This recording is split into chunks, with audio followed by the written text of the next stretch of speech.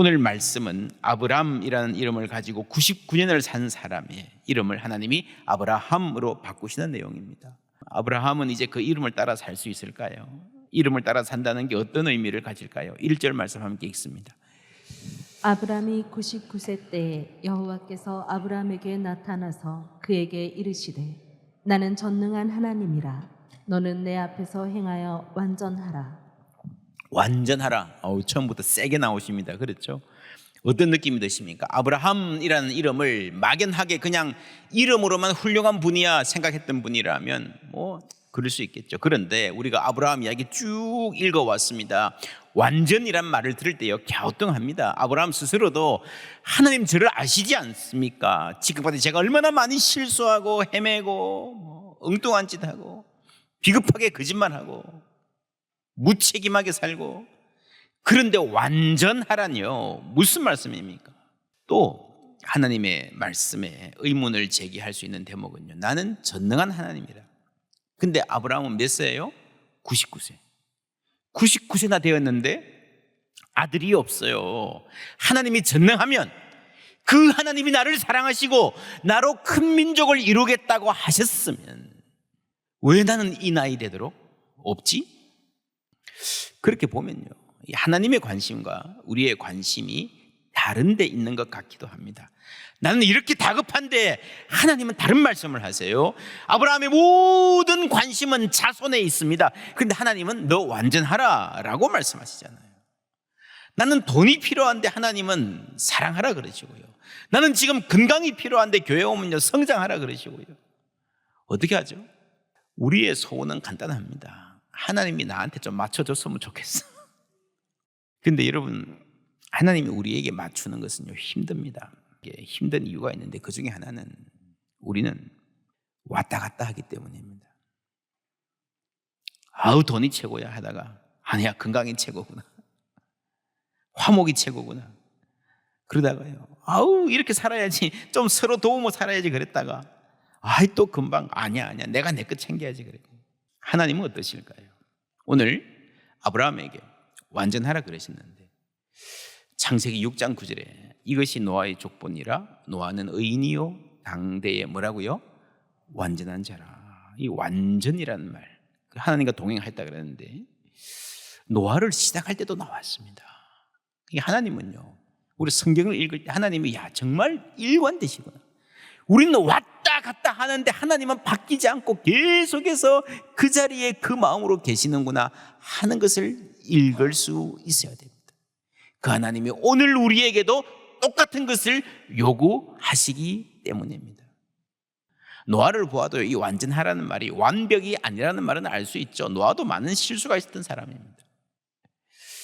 이 완전이라는 말이 무엇인가? 여러분, 하나님께서 아브라함에게 내 앞에서 행하여 완전하라 했죠, 그죠? 노아도 하나님과 동행했다 그랬죠. 완전하라. 그러고 나서 2절에 보면요, 내가 내 뭐를 언약을 나와 너 사이에 두어 너를 크게 뭐라고요? 번성하게 하리니. 이런 완전이란 다음에 언약과 번성이라는 말이 나오세요. 번성. 하나님도 우리에게 번성하게 만들어 주고 싶으신 거예요. 이 번성은 성공이라고 해도 크게 다르지 않습니다. 그리고 16절에 다 같이 읽습니다. 내가 그에게 복을 주어 그가 내게 아들을 낳아주게 하며 내가 그에게 복을 주어 그를 여러 민족의 어머니가 되게 하리니 민족의 여러 왕이 그에게서 나리라. 아멘. 그렇죠. 복이라는 말이 나왔죠. 이 말씀의 17장의 주요 단어, 첫 번째 완전, 두 번째 언약, 그 다음에 뭐예요? 번성하게 하리라. 그 다음에 복입니다. 하나님의 목적은요, 완전하라고 시작하시면서 끌고 가고 싶은 하나님의 목적은요, 우리를 번성하게 하고 복 주시려는 목적이 담겨 있습니다. 여러분, 선생님이 학생들에게 숙제를 내주실 때에 학생 괴롭히려고 하는 게 아니잖아요. 이 숙제를 공부를 열심히 하면서 이 학생이 이런 단계에 이르면 좋겠다라고 하는 계획이 있는 거예요. 하나님의 계획은 번성하고 복 주시려는 겁니다. 노아도 마찬가지예요. 여러분, 노아 보세요. 6장 9절에 노아 이야기가 시작하면서 6장에 완전이란 말이 나왔죠. 8장에 노아 전체 이야기가 맞춰가는 즈음에 하나님이 노아에게 말씀하여 이르시되 너는 내 아내와 내 아들들과 내 며느리들과 함께 방주에서 나오고, 이제 오랜 시간이 지나서 방주 만들고 홍수가 지나고 이제 나올 때가 되었습니다. 17절 다 같이 읽습니다. 너와 함께한 모든 혈육 있는 생물 곧 새와 가축과 땅에 기는 모든 것을 다 이끌어내라. 이것들이 땅에서 생육하고 땅에서 번성하리라 하시매. 아멘. 여기 또 뭐가 나왔습니까? 번성이라는 단어가 나왔죠. 하나님이 일관되십니다. 이 번성은 생육하고 땅에서 번성하라는 말은 이때 나온 말이 아니고요, 태초에 하나님이 천지를 창조하실 때부터 생육하고 번성하라 나왔잖아요. 하나님은 일관된 목표를 가지고 계십니다. 정리하면 완전하라는 명령과 번성케 하시겠다는 약속이 함께 가는 거예요. 이 번성은 성공이라고 할 수 있어요. 이런 우리가 성공이라는 게 참 많이 어려운 단어인데 신앙적으로 어떻게 봐야 될까? 여러분, 성공 자체는 나쁘지 않습니다. 저도 여러분이 성공하기를 바랍니다. 회사에서도 인정받기를 바랍니다. 하나님도 여러분 자녀들이 성공하기를 바라실걸요. 좋습니다. 그런데 여러분, 성공할 그릇이 돼야 되잖아요. 여러분, 번성하면 좋은데 내가 번성하는 것이 세상에 복이 되는가 하는 것입니다. 어떤 사람은요, 성공하면요 세상이 어려워지고 이웃이 힘들어져요. 어떤 사람이 부자가 되면 무례해지고 눈살을 찌푸리게 되고요, 그 과정에서 수많은 사람을 희생시켜요. 그래서 먼저 해야 될 것이 있는 겁니다. 신명기 8장 16절을 함께 읽습니다. 내 조상들도 알지 못하던 만나를 광야에서 내게 먹이셨나니 이는 다 너를 낮추시며 너를 시험하사 마침내 내게 복을 주려 하심이었느니라. 예, 마침내. 그러죠? 하나님의 목적은 복을 주시려 하는 건데 마침내. 우리는 급합니다. 그죠? 뭐 당장 뭘 해주시면 좋겠다. 호세아 4장 7절에 보면요, 그들은 뭐 할수록? 번성할수록 뭐라고요? 내게 범죄하니. 번성할수록 범죄하니. 하나님의 영화를 변하여 욕이 되게 하는 거죠. 그 사람들이 번성하고 성공할수록 하나님이 여러분 욕되게 되는 거예요. 이스라엘이 그랬다는 거예요. 아브라함의 가정, 약자일 때에 살아남으려고 비겁하게 거짓말했습니다. 강자가 되었을 때에 하갈을 압박해서 광야로 내몰았습니다. 거기서 하나님이 극적으로 개입하지 않으셨으면 광야에서 죽었을 거예요. 임신한 그 여자가. 누가 죽인 것입니까? 여러분, 아브라함과 사라가 힘이 있을 때, 하나님이 번성케 하실 때 그 힘을, 그 성공을 세상이 복이 되게 하는 것을 배워야 되는 거예요. 우리 5절 6절 함께 읽을게요. 이제 후로는 내 이름을 아브람이라 하지 아니하고 아브라함이라 하리니 이는 내가 너를 여러 민족의 아버지가 되게 함이니라.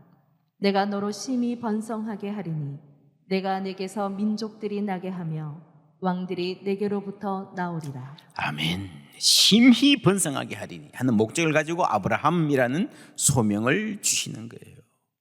나의 성공과 나의 번성이 이웃에게 복이 되는가? 심지어 나에게도 좋은 건가? 여러분, 그렇지 않습니까? 옛말에 그런 말이 있습니다. 소년 등과 일불행, 사람의 첫 번째 불행은 너무 일찍 성공하는 거예요. 너무 일찍 출세해야 하는 거예요. 그릇이 안 됐는데 그게 인생의 큰 불행이라고 하는 겁니다. 그래서 여러분, 하나님의 관심과 우리의 관심이 다른데 하나님이 우리에게 맞추어 줄 수 없는 이유가 있습니다. 첫째는 우리가 왔다 갔다 하기 때문에. 그래서 우리가 잘 되는 게 이웃에게 별 도움이 안 될 수가 있습니다. 세 번째, 나에게도 안 좋을 수 있어요. 나에게도. 그래서 하나님 우리에게 복 주시기를 원하시지만 먼저 하나님 닮기를 원하십니다. 마태복음 5장 48절, 그러므로 하늘에 계신 너희 아버지의 온전하신가 같이 너희도 온전하라. 우리가 온전하지 않죠. 근데 오늘 말씀에 내 앞에서 행하여라고 해서 여러분, 온전을 향해서 가는 거예요. 그래서 우리가 그런 방향, 우리의 삶이 하나님을 닮아가는 방향을 향해 있으면 된 겁니다. 여러분 천천히 속 터지게 답답하게 가도 괜찮습니다. 그 가르치려고요 하나님이 아브라함 99살까지 그렇게 두신 거예요. 그렇지 않습니까? 우리도 아직 멀었지만 괜찮습니다. 하나님 저 아직 멀었네요 라는 말은요 가는 방향이 있다는 겁니다. 나는 이것밖에 안 되는 사람이야, 나는 안 돼, 너는 안 돼, 그러지 말고요 그냥 아직 멀었다고 생각하면 됩니다. 그리고 아브라함이 3절에 보면요 아브라함이 엎드렸더니 하나님이 또 그에게 말씀하여 이르시되, 여러분 성경에 보면 하나님 뭐 말할 때 반문하고 말대답할 때가 있고요 그냥 아무 말 못하고 엎드릴 때가 있습니다. 무슨 말입니까? 엎드린다. 첫째는 경의의 표시죠. 존중하는. 그런데 여러분 엎드리는 거는요 이 순간에 하나님의 완전이라고 하는 명령 앞에서 내가 너무도 연약하고 부족하고 죄인이어서 죽을 수밖에 없는 존재임을 고백하는 거예요. 15장에 여러분 언약 맺는 거 기억하십니까? 그때 여러분 하나님이 쪼갠 고기 사이로 지나가십니다. 하나님이 피를 흘리시는 거예요. 하나님이 먼저 피를 흘리셨습니다. 17장에 와서는요 할례의 언약을 통해서 아브라함이 피를 흘립니다. 그렇죠. 이 할례는 남자의 생식기 표피를 베는 건데 피가 나죠. 사실은 이게 인간의 생식 능력에 인간의 희망, 우리의 희망이 달려있지 않다라고 하는 사실상의 죽음의 선언이 할례입니다. 사도 바울은 이를 좀 더 분명하게 말합니다. 고린도전서 15장 31절 함께 읽습니다. 형제들아, 내가 그리스도 예수 우리 주 안에서 가진 바 너희에 대한 나의 자랑을 두고 단언하노니 나는 날마다 죽노라. 아멘. 나의 자랑을 두고 단언하노니, 여러분 우리의 자랑이 내가 펄펄 살아있는 게 아니고요 내가 날마다 죽는 것이 자랑이라는 거죠. 왜냐하면 나의 소망은 나의 능력, 나의 지혜, 내가 가진 것이 아니라 하나님께 달려있기 때문입니다. 하나님의 언약에 달려 있습니다. 그래서 여러분 성경을 보면 하나님이 결국 요구하시는 것은요 성숙이 아니라 죽음이다. 결국 아브라함이 여러분 이삭을 바칠 수 있는 믿음까지 달려가는데 하나님도 죽었고 아브라함도 죽었어요. 그 맥락에서 우리가 볼 수 있습니다. 그만큼 인간의 죄의 무게가 크다는 거죠. 무겁다는 거죠. 구주와 함께 나 죽었으니 구주와 나 함께 살았도다. 할렐루야. 주님과 함께 죽고 함께 사는 것, 그게 믿음인 겁니다. 할례의 언약은 그 안에 담는 겁니다. 여러분 언약이 뭡니까?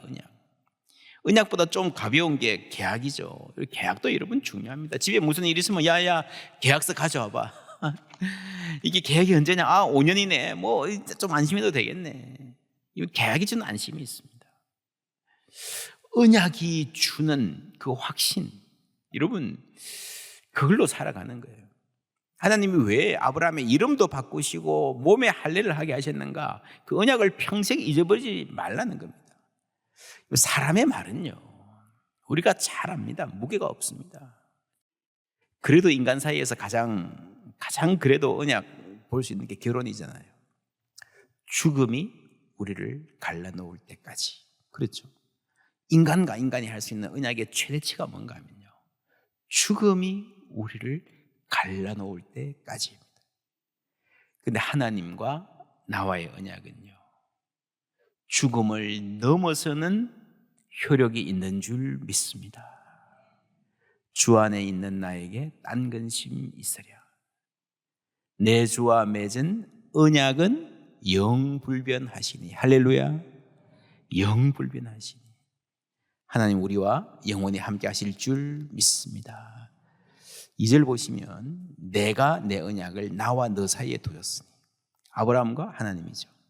4절에 보라 내 언약이 너와 함께 있으니 너는 여러 민족의 아버지가 될지라 했습니다. 7절 함께 읽습니다.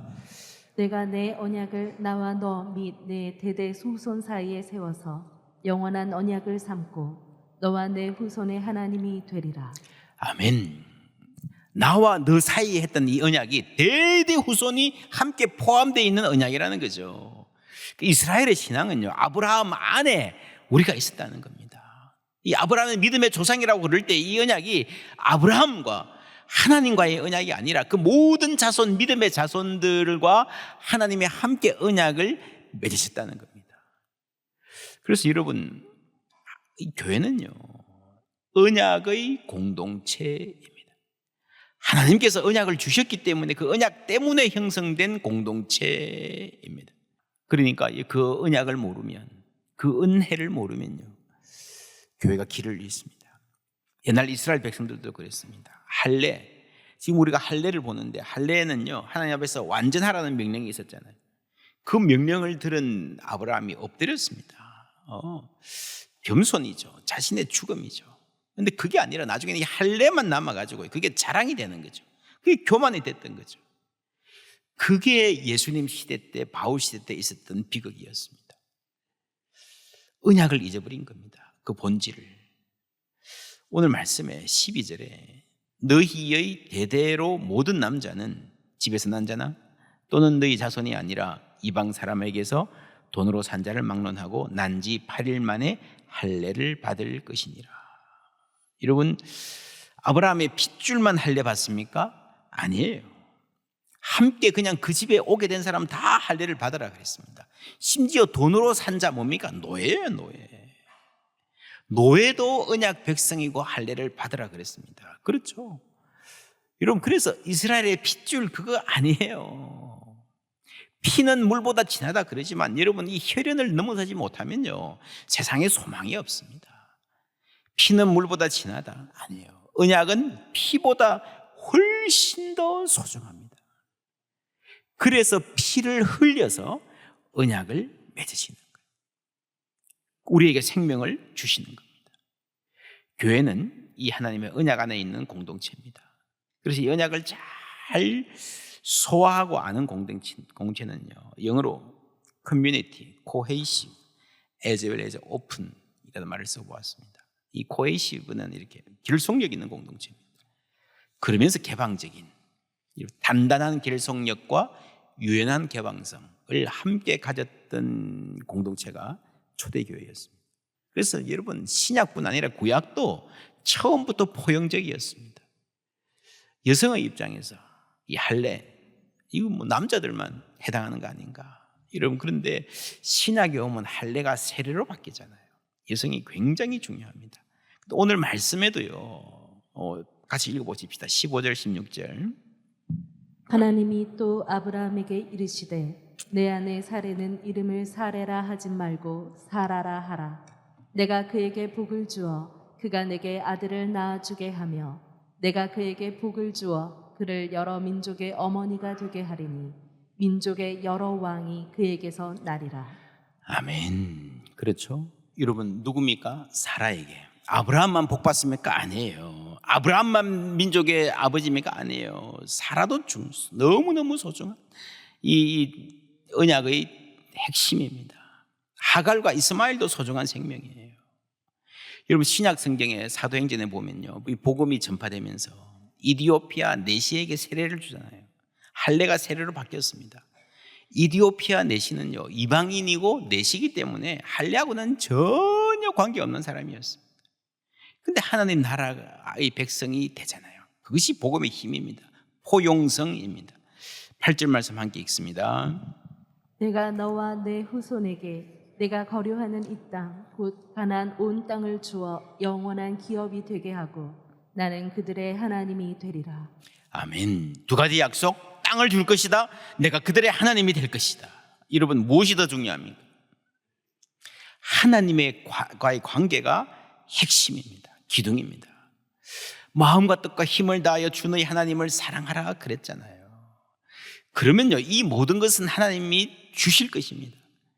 그런데 사람들이요, 하나님 없이 하나님은 내팽개치고 땅만 탐했어요. 그러다가 나중에 결국에 바벨론 포로로 가잖아요.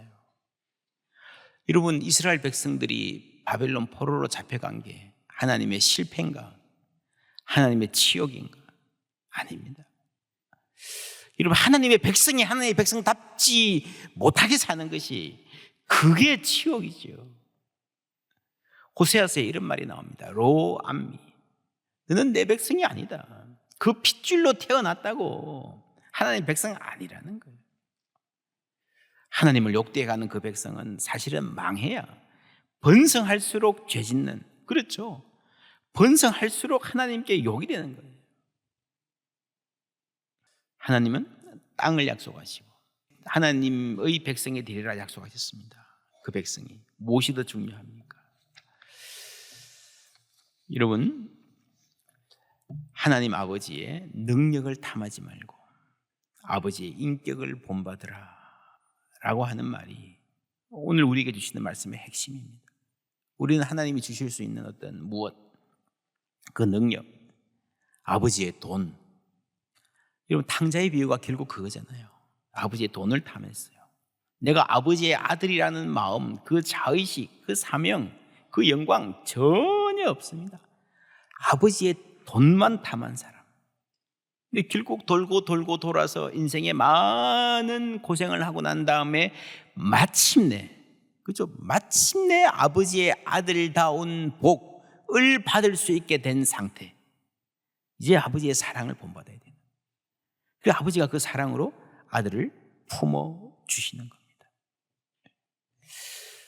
어버이 주일에 우리의 참 어버이 되신 아버지의 사랑 본받는 마음 우리에게 주시기를 축복합니다.